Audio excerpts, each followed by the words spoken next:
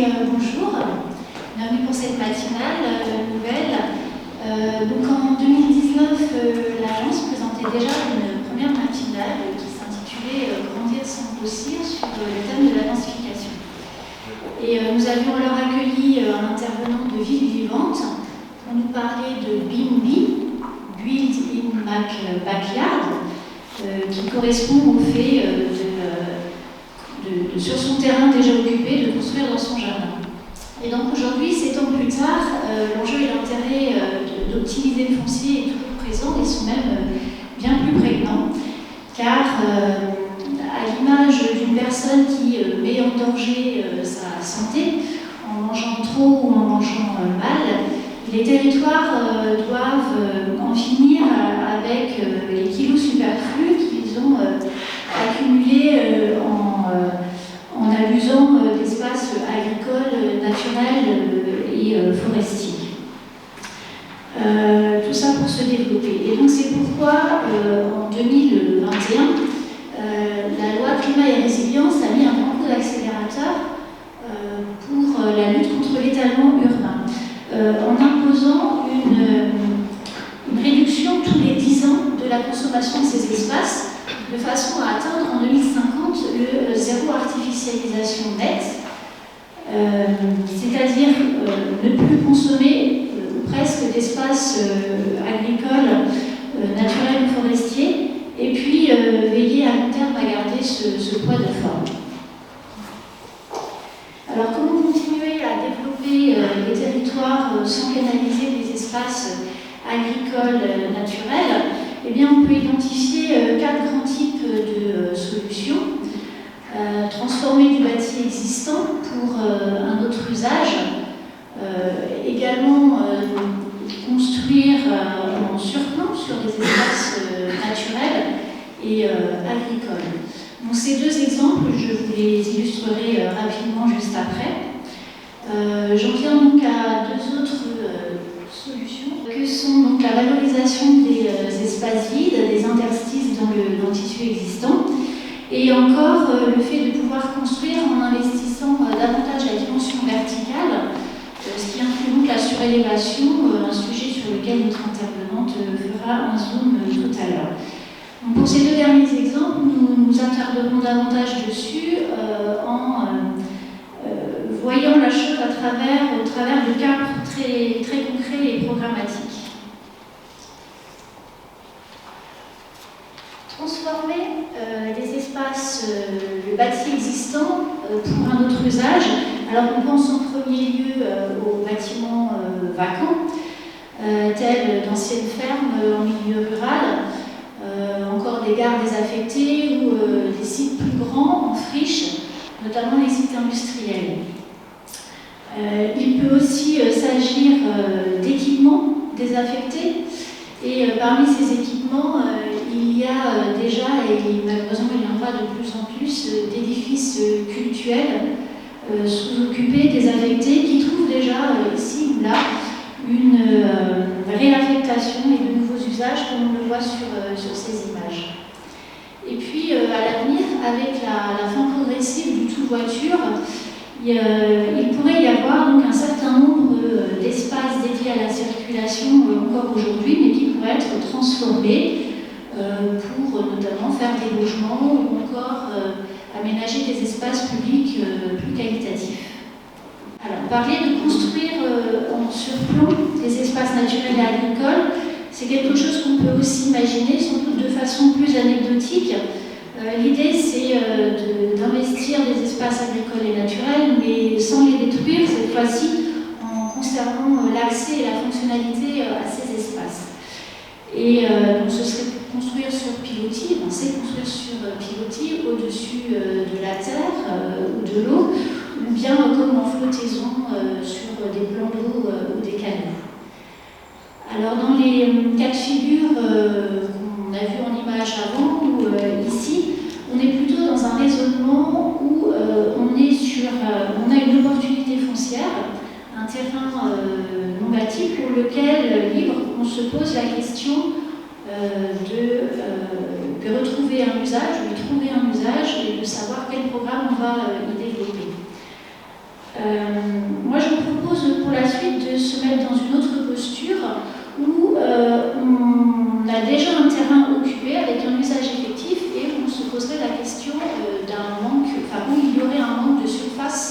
et de foncier qui se posent.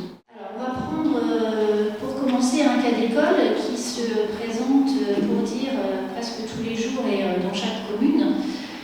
C'est donc la question d'un ménage qui doit accueillir un nouvel enfant ou un ascendant.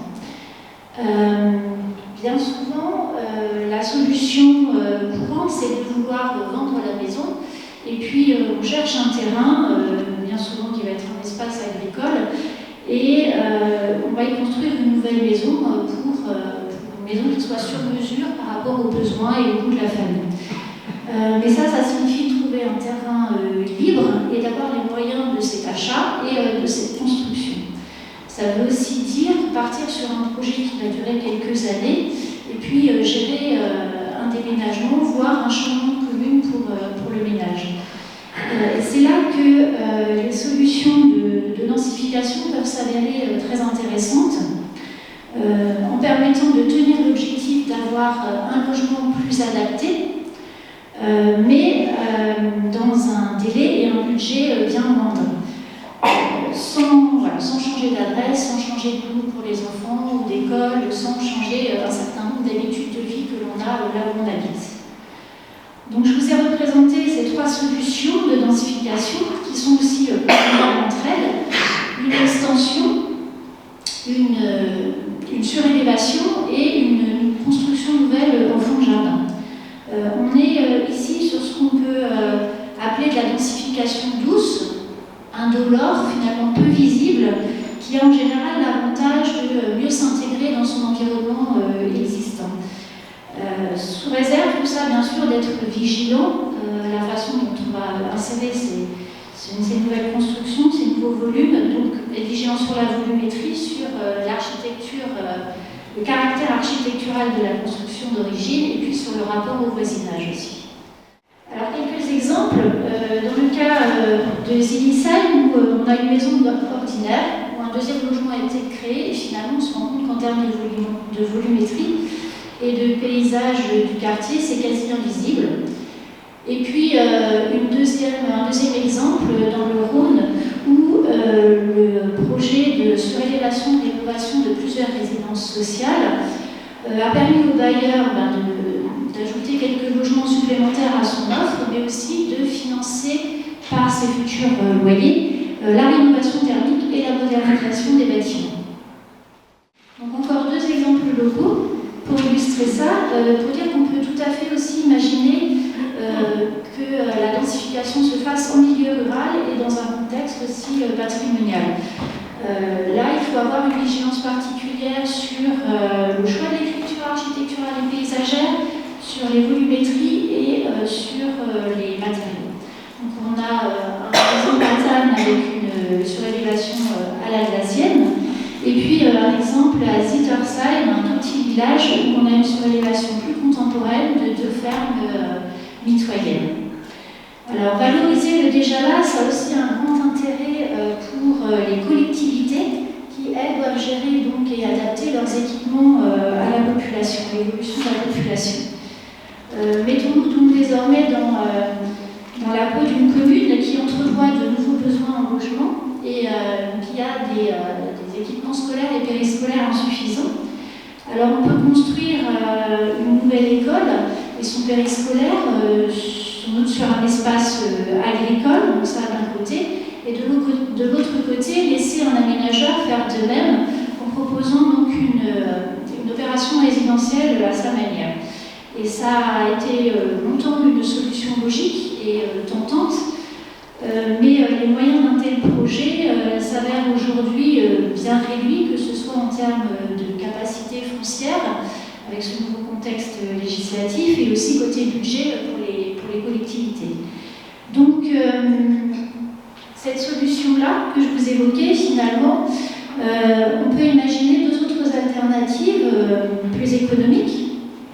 La première autre solution, ça consiste à réaliser l'ensemble école et périscolaire que j'évoquais et de profiter de l'espace qui est délaissé dans l'équipement public pour aménager quelques logements en transformation sur élévation. Et donc ainsi la commune peut gérer les locataires dans ces logements et puis avec les loyers perçus, ça peut la rénovation thermique de l'équipement et même contribuer donc à la réalisation du projet d'école. Et puis la seconde solution, encore plus astucieuse, ce serait de combiner tous les usages sur le même terrain. Ça, c'est la solution mixte. Et la dernière solution, donc de combiner tous les usages sur le même terrain si, bien sûr, le terrain le permet est assez grand. Dans ce cas, plus besoin d'avoir à trouver un terrain par ailleurs constructible. Et au final, on est sur un projet au budget, au calendrier sans doute plus réduit. Alors, justement, un projet de ce type-là, il y en a un qui s'est réalisé à Riedisheim. Donc, au lieu de simplement démolir et reconstruire l'école vieillissante du quartier Schweitzer, la municipalité a fait une démarche, a réfléchi à une démarche qui est bien innovante. Elle a proposé à un bailleur social une maîtrise d'ouvrage conjointe pour réaliser un programme mixte sur son terrain communal et ainsi optimiser le foncier. Donc, ont été bâtis à la fois sur le terrain une école maternelle, 36 logements sociaux, ainsi qu'une salle communale pour le quartier. Sans la mutualisation des coûts du foncier et l'économie d'environ 900 000 € sur la réalisation de l'école, la municipalité n'aurait pas réussi à financer cette école. Et c'est un programme mixte qui est d'autant plus astucieux que les logements sociaux garantissent dans le temps le renouvellement, enfin une population jeune renouvelée dans le quartier et donc intelligemment la pérennité de l'école maternelle. Donc ça a été une première dans le Grand Est en 2016, cette opération. Et concernant Riedisheim, je voulais aussi évoquer un autre projet astucieux qu'avait imaginé la ville, même si au final, voilà, il a été abandonné. Mais ce qui est intéressant, c'est l'idée, c'était celui aussi d'une extension combinée de l'hyper-rue et des terrains de tennis communaux qui étaient juste attenants en utilisant le terrain actuel du tennis. L'idée, c'était d'avoir la partie commerciale en rez-de-chaussée et aux étages en niveau supérieur l'équipement sportif. Et donc, on a même la commune de Riedisheim qui est là, donc si vous avez plus de questions sur le montage juridique et foncier, Bénédicte vous répondra tout à l'heure. Alors, donc un deuxième exemple à Kingersheim où l'extension sur élévation du bâtiment qui accueille le centre socio-culturel a permis d'ajouter une médiathèque à l'offre culturelle à l'étage, et ça avec un parti architectural très contemporain qui ne dénature pas du tout l'ancien hôtel de ville, mais qui au contraire le met en valeur. Et puis donc on va voir le cas du développement des activités économiques qui est très consommateur de foncier, où la question de l'optimisation a toute sa raison d'être, et sur le même raisonnement, de la même manière que plutôt que d'aller urbaniser finalement un nouveau terrain agricole et laisser un bâtiment vacant derrière, il serait plus heureux que certaines activités, notamment tertiaires, puissent surélever le bâtiment existant, ou alors dans cette vision à long terme, construire davantage demain de bâtiments tertiaires dont la structure permette un jour de les surélever. En tout cas, intégrer cette réflexion au départ. Et à défaut de pouvoir surélever, on peut aussi optimiser le stationnement sur 2 niveaux et puis faire une extension horizontale. Idéalement, ce serait aussi profiter de ces opérations de restructuration pour améliorer la qualité environnementale des sites qui est bien souvent faible quand on est sur des zones d'activité. Donc une illustration ici avec le Super U de Lindolsheim qui a augmenté sa surface de vente et de stockage en aménageant un deuxième niveau de parking en terrasse et qui finalement permet d'avoir un parking aussi plus confortable parce qu'abrité des intempéries et du soleil. Et un second exemple pour vous montrer que la surélévation peut aussi permettre de réaliser des tout petits projets économiques en milieu rural, avec ce petit hôtel à Pulversheim dont les propriétaires ont transformé et surélevé le petit garage à l'arrière et la remise donc, pour ajouter une offre de 2 meublés de tourisme à leur établissement. Alors la surélévation, ça peut faire peur. Et ça fait souvent penser justement à une densité forte et ça renvoie à des contextes très urbains. Ça peut être le cas, notre intervenante nous montrera des retours d'expérience de ce type aussi. Mais la surélévation peut être une densification douce pour de tout petits projets, comme on l'a vu précédemment, notamment l'habitat individuel. Et donc ces deux sondages-là nous montrent qu'en 2014, il y avait déjà 40% des propriétaires français qui se disaient ouverts à une surélévation de leur maison. Et en 2025, c'est encore progressé, on est à 60% de personnes qui trouvent que la solution de la surélévation serait plus économique et avantageuse que de déménager. Ce qui nous laisse présager davantage à l'avenir de projets de surélévation. Et c'est une donnée qu'il nous faut intégrer à la fois dans la rédaction de nos règlements, mais qui nous fait aussi une bonne raison de communiquer et de faire connaître à nos concitoyens cette solution avantageuse économiquement et écologiquement. Et si vous me permettez un clin d'œil, je dirais que quand on y songe, c'est très alsacien de construire et d'habiter sur les toits, puisque même nos cigognes le pratiquent depuis toujours. Voilà, donc en conclusion, les intérêts sont multiples à surélever. D'abord, cet impératif de sobriété foncière, on l'a évoqué. Le gain aussi sur le coût, puisque finalement, on n'achète pas de nouveaux terrains, on rentabilise notre achat de départ en créant de la valeur ajoutée et on a un coût de sortie, une valeur supplémentaire à notre terrain en coût de sortie. Et puis le gain sur le temps qu'on gagne à ne pas gérer une vente et un achat de nouveaux terrains, le temps d'un chantier souvent moins important, et puis le déménagement qu'on n'a pas à gérer. Mais la surélévation, donc, elle a également ses limites qui peuvent rendre le projet impossible ou plus compliqué. Il y a l'aspect technique, est-ce que le bâtiment existant peut supporter une surélévation, dans quelles conditions? Il y a l'aspect réglementaire, que ce soit le PLU ou les normes, l'ascenseur, incendie. Il y a aussi le contexte qui n'est pas évident. Est-ce qu'on sera sur un site déjà occupé? Est-ce que les usagers du bâtiment peuvent rester? Est-ce qu'il faut imaginer un relogement? Est-ce que l'entreprise sera impactée? Le temps des travaux? Quelle gestion des véhicules supplémentaires en termes d'accès et de stationnement? Et puis quel risque d'atteinte aussi on peut avoir si on est sur un site avec une sensibilité patrimoniale ou paysagère? Et puis donc la question du coût, parce que je termine par ça, l'ensemble finalement de ces contraintes peut générer des surcoûts qui potentiellement seraient prohibitifs. C'est pourquoi donc, vous comprenez, la surélévation suppose une vraie expertise avant de se lancer dans le projet, et donc, il est grand temps que je laisse la parole à notre experte du jour, Géraldine, pour qu'elle nous partage ses recherches, son expérience et son savoir sur le sujet. Merci pour l'invitation. Je suis ravie d'être là, partager un petit peu ce sujet qui est la surélévation du bâtiment. Donc, pour me présenter rapidement, effectivement, Géraldine Boucher-Marfou, je suis actuellement chargée d'études à l'Eurométropole de Strasbourg à la planification urbaine et docteur en architecture et urbanisme et chercheuse associée au laboratoire AMUP.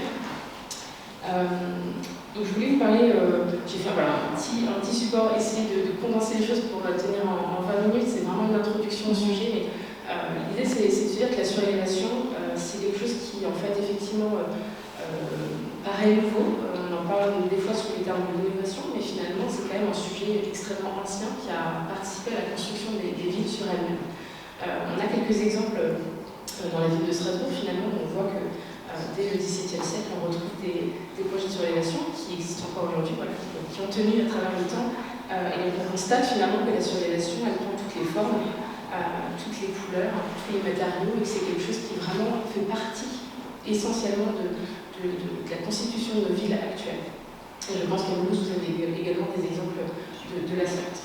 Mais c'est quelque chose qui ne concerne pas forcément que les sites, les secteurs urbains denses de cœur de métropole. C'est souvent le cas, majoritairement le cas, mais ce n'est pas seulement le cas, puisqu'on retrouve également, comme celle l'a présenté tout à l'heure, des exemples de surélévation de maisons individuelles. Donc là, quelques exemples finalement sur la deuxième couronne de l'Eurométropole, avec dans les communes, des exemples de surélévation de maisons individuelles, plus récentes cette fois-ci, mais on retrouve des projets régulièrement, soit des projets qui ont engendré la création de nouveaux logements en surélévation, soit des projets qui en fait, ont été une extension de la superficie du logement existant. Donc cette petite introduction, pour montrer finalement juste le contexte un petit peu de voir que c'est quelque chose, une typologie qui existe depuis très longtemps, finalement, comme je le disais en introduction, c'est quand même effectivement un sujet qui a une part novateur. On en parle de manière un petit peu différenciée, comme l'évoquait Christelle tout à l'heure également, c'est un sujet qui devient beaucoup plus prégnant à l'heure du ZAN, où on essaie de limiter l'artificialisation des sols. Et donc, ce petit schéma, ça montre simplement un petit peu aussi le cadre de l'étude que j'ai réalisée. Finalement, tout a commencé avec la loi ALUR en 2014, celle qui a supprimé les coefficients d'occupation des sols et qui a finalement ouvert du jour au lendemain un potentiel extraordinaire sur le toit des bâtiments. Pour ceux qui ne savent pas ce que c'est le coefficient d'occupation des sols, en gros, c'était une règle d'urbanisme qui, en plus des gabarits prescrits dans les documents d'urbanisme, limitait la densité bâtie à la parcelle. Voilà, donc cette suppression-là, ça a dégagé un potentiel assez phénoménal et pour toute la France. Dans beaucoup de métropoles, on s'est intéressé à ce sujet. Voilà, forcément un peu plus sur les territoires très attractifs comme Paris ou Lyon, mais surtout le territoire. Moi, ma thèse, elle a commencé là. Je me suis posé la question de se dire, finalement, on lui prête beaucoup de choses à ce sujet, à cet objet de la surélévation. On dit que ça va répondre à plein d'enjeux en même temps. Est-ce que vraiment ça va être le cas? Donc, j'ai fait cette thèse pendant plusieurs années.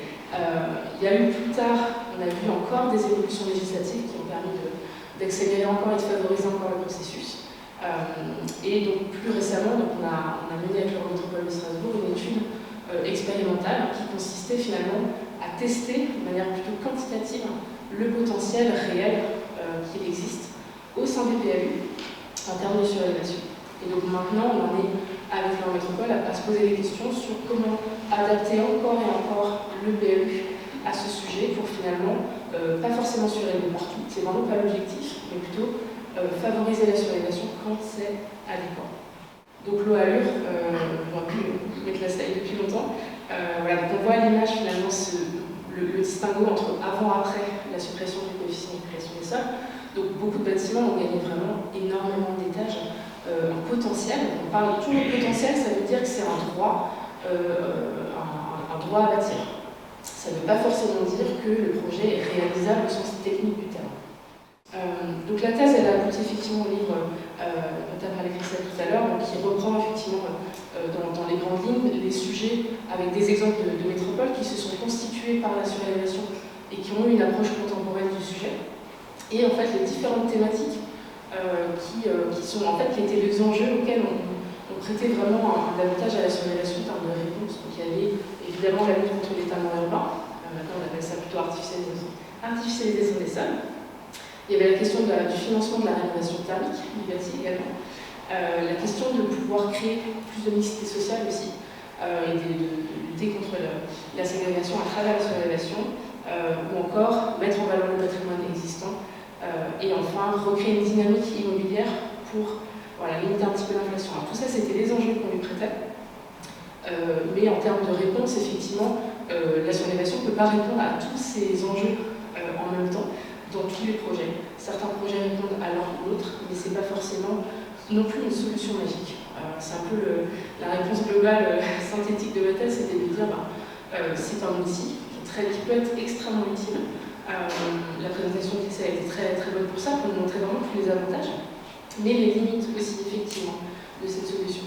Donc là, plus récemment, on a vu avec la loi de simplification UBART, quelles ont été aussi en fait les avancées en termes de favorisation des projets. Donc on a des choses qui arrivent, qui vont aussi jouer sur les possibilités de surélever. Finalement, il y a un impact pour ça. Et différentes ressources qui sont là. Alors, tout à l'heure, il a été fait mention de la question du patrimoine, de la mise en valeur. Effectivement, on a des exemples qui sont assez édifiants. Alors là, c'est deux exemples strasbourgeois où on voit que la surélévation elle peut vraiment jouer ce rôle aussi de mise en valeur, mais c'est pareil, c'est un peu le haut de l'iceberg, c'est-à-dire que ça cache tous les projets soit ne sont pas acceptés, ou effectivement les instances patrimoniales ne souhaitent pas voir transformer le bâti patrimonial, soit d'autres projets qui finalement ont malheureusement été moins heureux que ceux-là. Faire un tour rapidement du coup sur l'étude de potentiel. Donc l'idée c'était une étude expérimentale menée conjointement avec le métropole de Strasbourg, le laboratoire AMUP, où j'étais chercheuse, et UpFactor, qui est donc une start-up dédiée à la surélevation. Donc en fait, ce qu'on a fait, c'est de croiser les potentiels, enfin, on a croisé plutôt la donnée satellite des bâtiments existants et d'interpréter les règles du PLU de sorte de les intégrer dans un SIG, donc un système informatique géographique, voilà, donc pour déterminer finalement les restes à bâtir. Donc ce qu'on voit en vert sur l'image, c'est le potentiel réglementaire, donc tout ce qu'on aurait le droit de faire en termes de volume bâti en surélévation des bâtiments. Donc ça a donné ce genre de carte en interne. Et évidemment, le rapport de recherche que j'ai rédigé qui montre finalement en détail, typologie par typologie, en termes voilà, dans les bâtiments. Par exemple, les maisons individuelles d'un côté, la copropriété de l'autre, les monopropriétés, le parc social et toutes les activités tertiaires aussi qui ont été scrutées et pour lesquelles on a appliqué en fait ce qu'on appelle des filtres, c'est-à-dire qu'en fait ce que je vous montrais à l'image là, c'était vraiment la première étape, c'était de regarder les potentiels réglementaires. Et suite à cette première étape, ce qu'on a fait, c'est d'utiliser les données qui existent, une vingtaine de critères, que ce soit finalement l'existence de pôles occupés, les protections patrimoniales, la distance au transport, les étiquettes énergétiques et encore tout un tas d'autres données pour trier, on va dire, les potentiels réglementaires qui existent mais qui ne sont pas vraiment exploitables. L'idée, c'était vraiment de redescendre de trier ça pour avoir en fait une image un peu plus réaliste de ce qui est vraiment faisable sur les toits. Donc l'idée, là on a la liste en résumé, donc voilà. Première phase, c'était vraiment la hauteur, la forme des toits, etc. Et les gabarits prescrits. Donc deuxième phase, voilà tout ce qu'on a mis comme critère pour limiter ça. Donc évidemment les surfaces également, les surfaces de potentiel n'ont pas été les mêmes qu'il s'agisse de la copropriété par exemple ou du tertiaire. On a estimé qu'en dessous de 100 mètres carrés constructibles en copropriété, ça ne comptait pas vraiment dans notre étude en termes de logements produits en neuf, même si évidemment ça pourrait tout à fait se réaliser. Nous, le but, c'était vraiment d'estimer le nombre de logements qu'on arrive à produire sur les toits de la ville. Et de la même manière, en logement social, on est parti sur des superficies minimum de 500 mètres carrés. Donc c'est juste pour illustrer qu'on a effectivement appliqué des filtres qui sont adaptés par rapport à la typologie du programme et du porteur de projet. L'autre question qui s'est prêtée, qui était vraiment centrale aussi dans cette étude expérimentale, c'était de savoir dans quelle mesure la surélévation était un moyen de financer la rénovation thermique du bâti. C'était un gros sujet il y a quelques années, et cette recherche a permis de répondre à la question. Parce que l'idée, c'était de croiser finalement les bâtiments sur lesquels il y avait une étiquette énergétique d'un DPE qui était E, F ou G, donc extrêmement déperditif, avec un potentiel de surélévation. Et évidemment, quand on parle de financement, on parle du coût de prix moyen de l'immobilier local, qui est suffisant pour justifier l'achat du droit à bâtir en surélévation à un prix suffisant pour financer les travaux. Voilà. C'est une logique qui existe, mais qui, on le voit bien, est dépendante du niveau de prix de l'immobilier local. Donc dans cette étude, ce qu'on a calculé, c'est aussi le plancher de prix de l'immobilier, en dessous duquel c'est difficile d'être sur ce genre d'opération avec une vente à tiers acquéreur, donc un promoteur ou un opérateur qui vient acheter les droits. Ou a priori, alors il y a quelques années c'était 4 500 € du prix moyen de l'immobilier local, là on est plutôt autour des 5 000 €, vu la montée des prix de construction, etc. Donc on va dire en dessous de ces prix-là, ça devient une opération difficile pour un promoteur. C'est pour ça que la surélévation, elle arrive, elle émerge naturellement dans des villes comme Paris ou Lyon ou les villes des Alpes, etc., dans lesquelles il y a une pression immobilière extrêmement forte, et donc cela justifie finalement pour les opérateurs de prendre le risque aussi qui est associé avec le fait de faire un montage d'opérations en surélévation. Donc effectivement, la recherche elle a montré que ce modèle de financement, on espérait être un modèle de massification du financement, il a malheureusement ses limites. Et à Strasbourg, qui est finalement une ville, une métropole sur laquelle il y a une certaine pression foncière quand même, et bien même là, on se rend compte de la perte, entre guillemets, de potentiel, le taux de chute en fait qui apparaît quand on croise ces deux sujets-là. Un petit exemple pour montrer un peu, illustrer un petit peu effectivement les différents filtres. La présentation, je pense, pourra tourner, pourra diffuser, donc on va regarder plus tard peut-être en détail. Voilà, sachez également que donc, le résultat de la phase 1, cette étude en ligne, pour ceux qui s'intéressent au marché strasbourgeois, donc la carte est en open data. Et donc la question qui se pose et que je trouvais intéressante aussi en venant partager ce sujet avec vous ici, c'était la question de se dire finalement sur un territoire comme celui du Sud-Alsace, qu'est-ce qu'on peut envisager? Parce qu'effectivement, tout ce que je vous ai montré là, c'est très urbain, très métropolitain, c'est là où il y a une dynamique forte.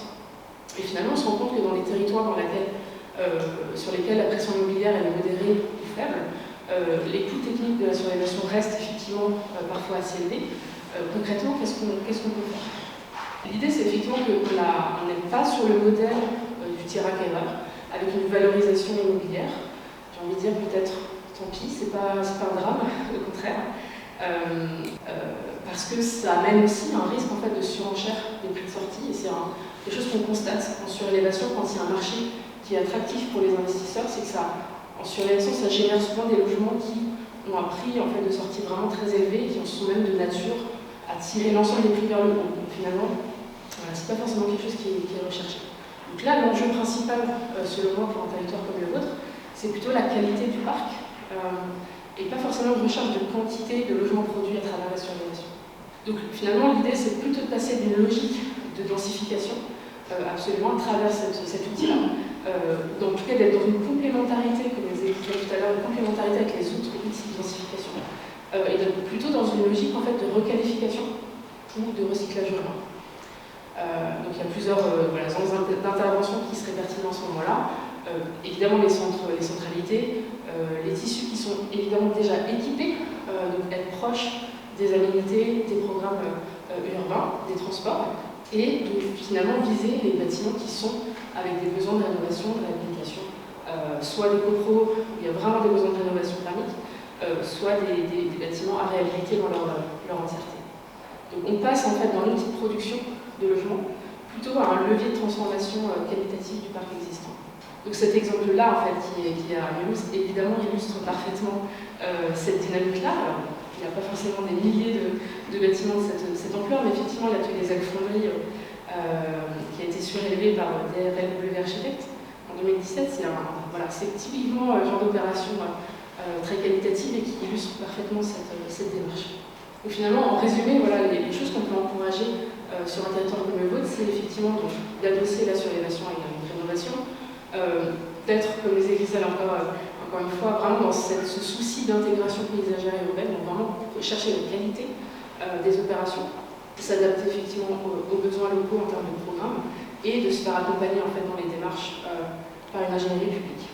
Donc en résumé, si je peux me permettre de vous faire une suggestion à ce stade, ce serait effectivement d'être dans une démarche portée conjointement finalement par l'agence d'urbanisme avec la collectivité ou les collectivités concernées et de chercher en fait à identifier quels sont les gisements prioritaires, quels sont les besoins sur un territoire comme le vôtre.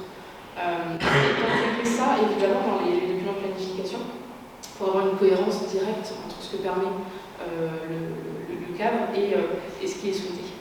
Et évidemment après, conditionner, encadrer cette production-là, la facilité pour finalement mettre le pied aussi à l'étrier des opérateurs ou de la maîtrise d'ouvrage direct qui souhaitent s'engager dans ce genre de projet et accompagner cette démarche. Voilà en résumé ce que je voulais vous proposer. Merci à tous pour votre